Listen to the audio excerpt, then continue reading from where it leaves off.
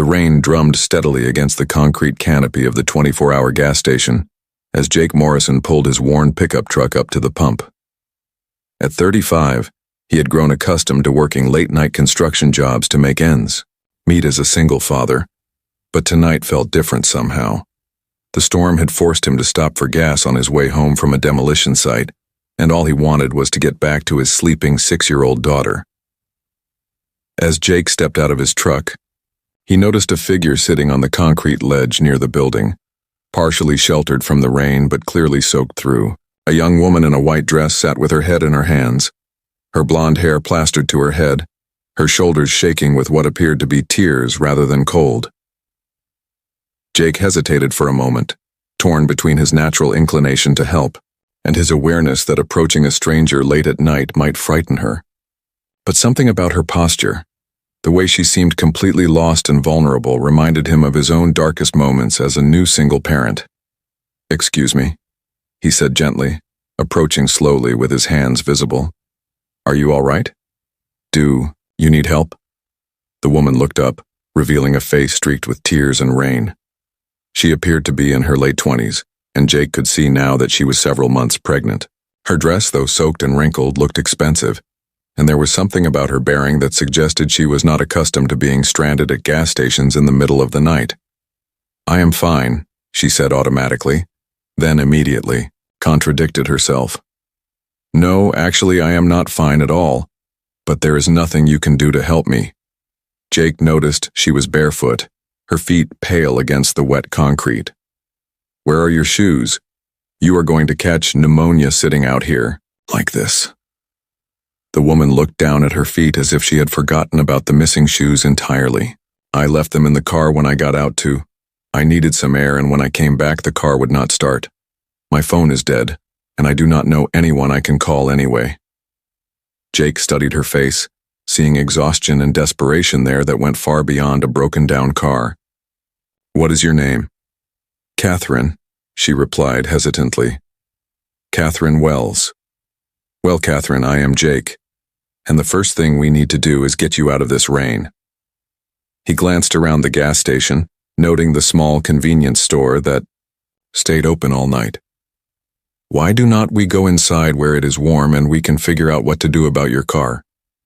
Catherine looked at him with surprise, as if she had not expected kindness from a stranger. "You do not have to help me. I am sure you have somewhere you need to be." "I do," Jake admitted. "I need to get home to my daughter, but I also cannot leave a pregnant woman stranded in a storm. Come on." As they walked toward the store, Catherine stumbled slightly, and Jake instinctively reached out to steady her. She accepted his help with the grateful relief of someone who had been trying to handle too much alone for too long.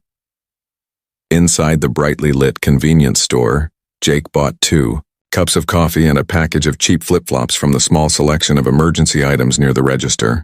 "These are not exactly designer footwear," he said, handing Catherine the flip-flops, "but they will keep your feet off the cold ground." Catherine stared at the simple gesture with tears in her eyes. "Thank you. You have no idea how much this means to me." As they sat on the plastic chairs near the coffee machine, Jake found himself studying this woman who seemed so lost despite her obvious advantages. "Catherine, can I ask what brought you out here tonight? You do not exactly look like someone who spends a lot of time at gas stations." Catherine was quiet for a moment, seeming to weigh how much to reveal to this stranger who had shown her unexpected kindness. "I had a fight with my father tonight. A terrible fight about the baby, about my choices, about everything. I got in my car and just started driving, and I ended up here." "What kind of fight?" Jake asked gently. "The kind where you discover that the people you thought loved you unconditionally actually love you, only as long as you live the life they planned for you," Catherine said bitterly. "My father owns a large company, and he had very specific ideas about who I should marry and when I should have children. When I chose differently, he made it clear that I was no longer welcome in his life." Jake nodded with understanding. "And the baby's father?" Catherine's expression darkened. "Gone. When he found out about the pregnancy, he decided that fatherhood was not compatible with his career ambitions. Apparently, I'm very good at choosing men who disappear when things get complicated. Jake looked at this woman who was clearly intelligent and successful, but who had been abandoned by the people who should have supported her most. Catherine, I do not know you very well, but I can tell you one thing for certain. Anyone who would abandon you and your baby is making the biggest mistake of their life. Catherine looked at him with surprise. Jake, you do not know anything about my situation. You do not know what kind of person I am, or what I have done. I know that you are, sitting in a gas station in the middle of a storm, pregnant and alone, and you are still thinking about other people. Jake replied. You apologized for inconveniencing me, thanked me for cheap flip-flops like they were diamonds, and worried that I might be late getting home to my daughter. That tells me exactly what kind of person you are. Catherine stared at him, clearly, unused to being seen so clearly by someone who had known her for less than an hour. How do you do that? How do you see good in a situation that is completely messed up? Jake smiled. Practice. I became a single father 3 years ago when my wife decided that family life was not the adventure she had signed up for. I spent a lot of time feeling sorry for myself until I realized that my daughter needed me to figure out how to build a good life from whatever pieces I had left. It must be difficult, raising a child alone, Catherine said softly. It is, Jake admitted, but it is also the most important thing I have ever done. Emma is 6 years old, and she has taught me more about resilience and hope than I ever learned from adults. Catherine placed her hand on her belly, feeling the baby move in response to her shifting position.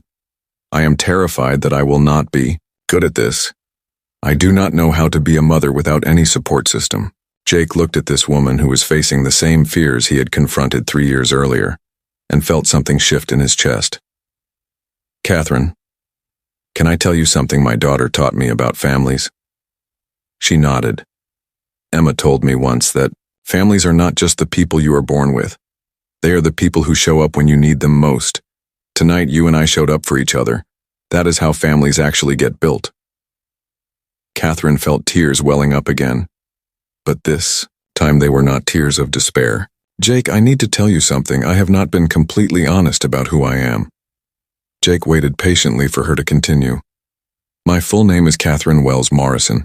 I am the CEO of Morrison Industries. When I said my father owns a large company, I meant that I run a corporation with 3,000 employees.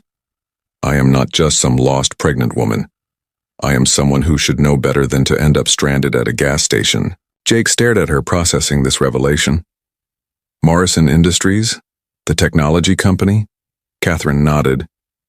I built it from my father's small manufacturing business into what it is today. But success in business does not prepare you for being disowned by your family or abandoned by someone you love. Jake was quiet for a moment, then began to laugh. Catherine, do you know what this means? That you probably think I am crazy for sitting in a gas station crying when I could afford to hire a dozen people to solve my problems? No, Jake said, shaking his head.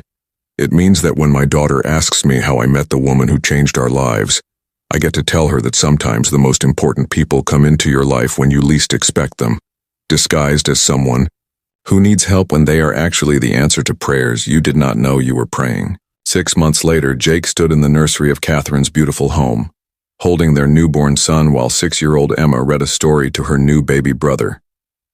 Catherine watched from the doorway, marveling at how a breakdown at a gas station had led to the family she had never dared to dream possible. You know, she said to Jake as they tucked the children into bed, I used to think success meant building something from nothing.